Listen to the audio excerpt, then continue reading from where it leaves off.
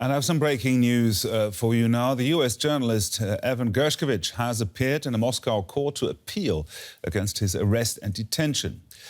The Wall Street Journal reporter has been charged with spying following his arrest late last month. Gershkovich and his employer deny any wrongdoing, with Washington calling for his immediate release. It's the first time a US journalist has been detained on espionage charges by Russia since the end of the Cold War.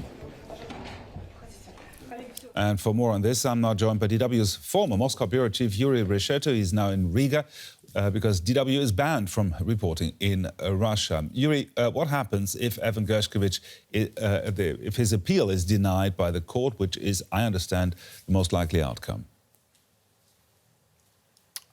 Absolutely, Gerhard. According to the FSB, Russia's secret service, Gershkovich was acting on instructions from the United States, allegedly collected information which was classified as a state secret about one of Russia's military factories in the Urals.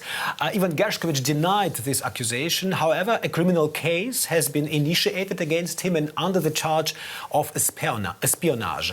Punishment under this article means for Gershkovich from 10 to 20 years in prison. An investigation is underway at the moment. The trial is scheduled for the end of May. Until then, Gershkovich will be in a pre-trial detention center in Moscow. He is now there. Considering the resonance of this case, his fame, one can assume that Russia will do everything to punish Gershkovich according to the most severe scenario, that is, put him in jail for 20 years. On Monday, for the first time, the US ambassador to Russia was allowed to see Gershkovich in prison. What have you heard about that meeting? Yes, US Ambassador to Moscow, Lynn Tracy, did indeed visit Evan Gershkovich in the pre-trial detention center in Lefortovo by Moscow. This was the first access to Evan Gershkovich since his detention over 2 weeks ago. The ambassador reported that Evan was feeling well and was holding up. She again called for Evan's immediate release. The journalist himself had previously sent his first letter to his family in the United States. It was only 2 pages long and was written in Russian because Gershkovich's parents are Soviet immigrants and communicate with their son in Russian.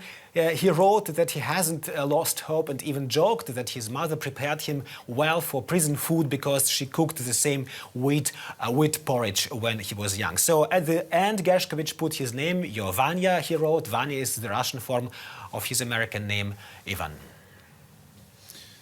Yuri, yesterday we spoke about a Russian Kremlin critic, Vladimir Kara-Murza, and he was sentenced to 25 years in prison. Today, Gershkovich is in court, as you said, facing up to 20 years of jail time. Why is there such a draconian crackdown on freedom of expression in Russia?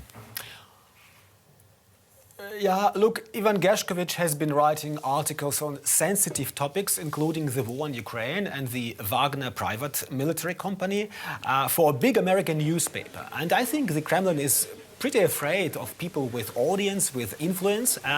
That's completely normal because the situation in the country, in Russia, isn't getting any better. The war has been going on for more than a year, and the Kremlin seems determined to keep the war going for a long time. So protests and critics in his own country are the last thing President Putin needs now. This tense atmosphere is likely to intensify as the election date approaches. In less than a year, the Russians will elect a new president, so any opponents like Kara-Murza yesterday should be silenced if possible. As for Evan Gershkovich, Moscow is probably hoping for a prisoner swap.